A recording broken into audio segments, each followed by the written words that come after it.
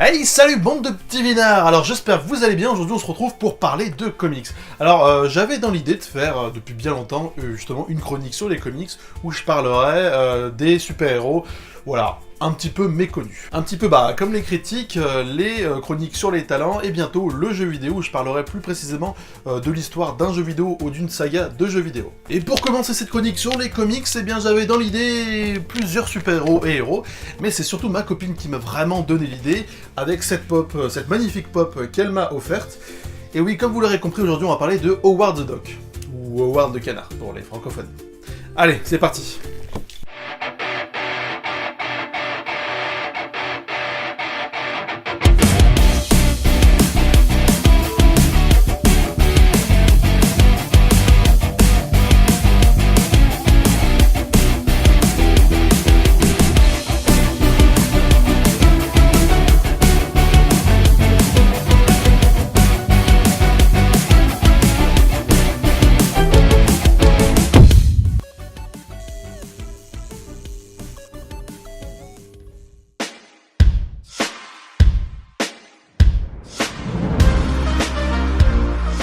Howard the Duck, comme son nom l'indique, c'est un personnage humanoïde avec un physique de canard. Appartenant à l'univers Marvel, c'est un personnage qui se fait assez rare dans les comics.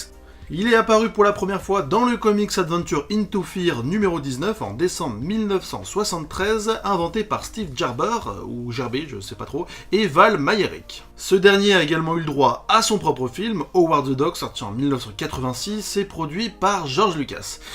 Et oui, le père de Star Wars. Alors évidemment, ce film n'est pas compté comme un Marvel à proprement parler, et il faut bien le dire, il est assez naze, je vous le conseille vraiment pas.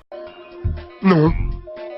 Le canard a également eu le droit à sa petite apparition dans Les Gardiens de la Galaxie que vous avez sûrement tous remarqué, et d'ailleurs beaucoup de gens pensent que c'est un signe d'un prochain film sur lui. Howard a également eu le droit à son propre jeu vidéo sorti sur la Commodore 64 que les moins de 20 ans, enfin plutôt moins de 30 ans ne peuvent pas connaître. Un jeu assez basique n'ayant lui aussi pas reçu des super critiques. Alors, ce personnage n'a pas spécialement de pouvoir, hormis le fait qu'il sache le rare art martial du Kwak-Fu.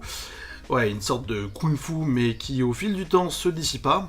En gros, vu que c'est une grosse feignasse, il perdit son don. Mais Howard, comme tout bon canard, ne sait absolument pas nager, et voler d'ailleurs. Mais bon, ne pensez pas que c'est un héros à chier, même si vous aurez quand même beaucoup de raisons de le penser. Alors, ce canard à taille humaine, sachant parler notre langue, a beaucoup de gadgets en sa possession.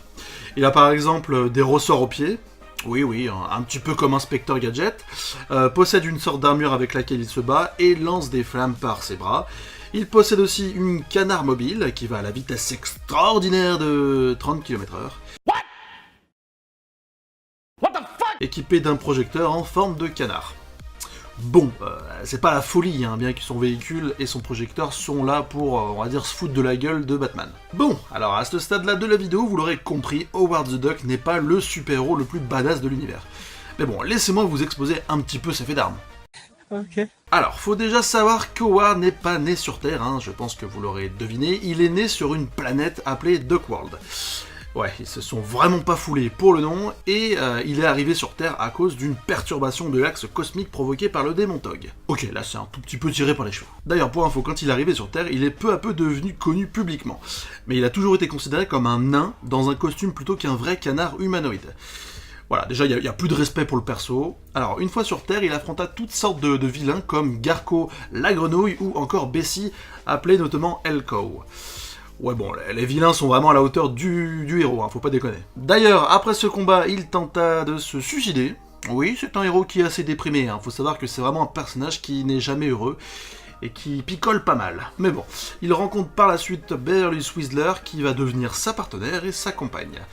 Ouais, j'avoue qu'une humaine avec un canard, c'est glauque. Mais bon, passons. C'est dégueulasse. Howard va par la suite se présenter aux élections américaines, ouais quand même, bien qu'il ne gagne pas évidemment, car des photos compromettantes le concernant est désorties. Bon après ce qui compte, c'est de participer. Il fait également un petit tour dans un hôpital psychiatrique, en même temps c'est normal, et il accueilla pendant un temps une âme maléfique dans son corps, devenant alors le fils de Satan. Oui, des fois les comics c'est un petit peu tiré par les cheveux. L'un de ses plus grands ennemis est le Dr Bong, avec qui il a eu beaucoup de confrontations, tout comme Madame Rain, qui lui donna pas mal de fil à retordre. Il aida plusieurs fois Spider-Man et sauva 2 fois le Père Noël, dont une fois où il déjoua un complot de l'Hydra. Car oui, dans l'univers Marvel, le Père Noël existe. Et du coup, je suppose que c'est un super-héros qui distribue des cadeaux. Et pour finir, il monta également le commando des 12 canards pour déjouer une invasion de zombies nazis et alla en enfer, mais fut sauvé par Dieu lui-même, car Howard avait défait Deutéronome, un démon. Ouais, ok, là ça commence à partir un petit peu en steak. Bref, vous l'aurez compris, on a vraiment l'impression que les auteurs se sont éclatés avec ce personnage d'Howard, bien qu'il possède des aptitudes assez nazes, et il a quand même fait de grandes choses. En soi, le personnage d'Howard, le canard, est clairement un délire de Marvel, une sorte de héros auquel on lui fait faire un petit peu tout et n'importe quoi, un petit peu comme un Deadpool en bien moins badass. Après, je pense que voilà, Howard est un personnage assez marrant, et je trouve qu'un film sur lui serait vraiment, mais alors vraiment démentiel. Enfin, s'il est bien réalisé. Ok, alors c'est sur ce dernier avis que je vous laisse, en espérant évidemment que vous avez apprécié la vidéo. N'hésitez pas à mettre un petit j'aime, un petit partager et à vous abonner, ça ferait vraiment très plaisir. On se retrouve pour de prochaines vidéos. Allez, ciao!